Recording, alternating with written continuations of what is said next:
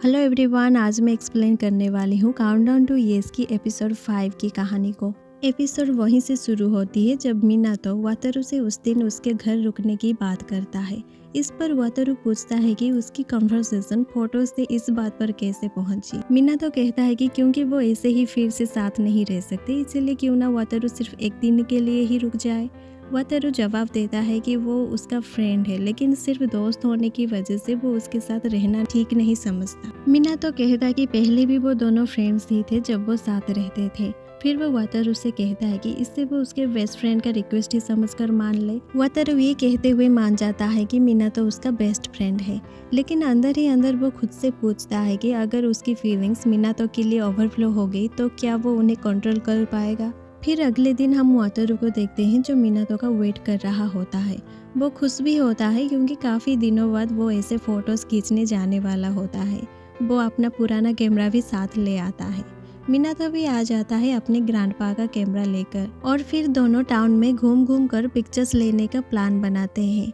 Photos खींचते खींचते वो एक आइसक्रीम शॉप पर पहुंचते हैं। वातारू अपने फेवरेट फ्लेवर्स देखकर खुश हो जाता है तो मिनातो उसे कहता है कि वो आज भी बिल्कुल वैसा ही है। वातारू मिनातो से पूछता है कि वो क्या लेने वाला है। मिनातो कहता है कि वो भी पहले की तरह मिल्क फ्लेवर ही लेगा। इस पर वातारू मुस्कुराते हुए कहता है तुम भी बिल्कुल नहीं बदले। फिर मिनातो ऑर्डर देता है। इस दौरान वातारू अपने मन में सोचता है कि वो बस मिनातो के छोटे छोटे चेंजेस नोटिस करने लग गया था। दोनों बैठकर आइसक्रीम खाते हैं, फिर बाकी शॉप्स पर घूमते हैं और फोटोज खींचते हैं। इसी बीच वो एक टॉय स्टोर में जाते हैं। वहाँ मिनातो एक टॉय को देखकर कहता है कि ये बिल्कुल वातारू की तरह लग रहा है। वातारू भी पास रखे एक टॉय को देखकर कहता है कि ये मिनातो जैसा लगता है। आखिरकार वो दोनों टॉयज खरीद लेते हैं और उसके साथ भी फोटोज खींचते हैं। बीच पर पहुंचने के बाद दोनों राइस बन खाते हैं। फिर हमें पास्ट का सीन दिखाया जाता है जब स्कूल की कंपटीशन में वातारू और मिनातो दोनों हार गए थे। उस दिन भी वो इसी बीच पर आए थे। रात होने तक फोटोज खींची थी, फायरवर्क्स जलाए थे और खूब एंजॉय किया था। प्रेजेंट में वातारू ये सब यादें याद करके सोचता है कि जब भी वो मिनातो के साथ होता है उसे अच्छा फील होता है। वो पहले भी ऐसा ही महसूस करता था और अब भी। जब मिनातो वातारू की फोटोज खींचने लगता है तो वातारू उसे रोकता है और बीच की तरफ जाने को कहता है ताकि वो भी मिनातो की फोटोज ले सके। उस पल वातारू अपने मन में ये सोचते हुए मिनातो की फोटोज खींचता है कि उसे मिनातो पसंद है। सारी फोटोज लेने के बाद मिनातो वातारू से पूछता है कि क्या वो फिर से पहले की तरह फोटो एग्जीबिशन करेंगे। वातारू अपने ख्यालों से बाहर आता है और मुस्कुराते हुए हाँ कह देता है। फिर दोनों मिनातो के घर की तरफ निकलते हैं। रास्ते में वातारू मिनातो से थोड़ा दूर दूर चलने की कोशिश करता है क्योंकि वो मिनातो के घर रुकना नहीं चाहता होता। जब वो ग्रोसरी का सामान लाते हैं तो मिनातो उसे कैरी करने के लिए मांगता है, लेकिन वातारू मना कर देता है और दूर हो जाता है।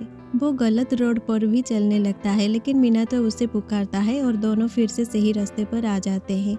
जब ट्रेन स्टॉप आता है तो मिनातो कहता है कि आज वातारू के साथ फोटोज खींचकर उसे बहुत खुशी हुई। वातारू को खुश देखकर उससे खुद भी आज का दिन अच्छा लगता है। गेट ओपन होते ही मिनातो रोड क्रॉस करता है और वातारू को बुलाता है।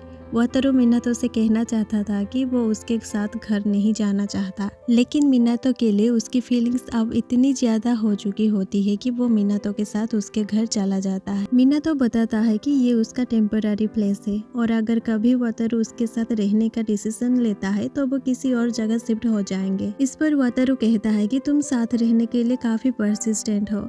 फिर मिनातो उसे करेक्ट करते हुए कहता है कि परसिस्टेंट नहीं बल्कि डिटरमाइंड हूँ। जब वातारू दरवाजे के बाहर ही खड़ा रह जाता है और अंदर नहीं आता तो मिनातो उसे अंदर आने को कहता है।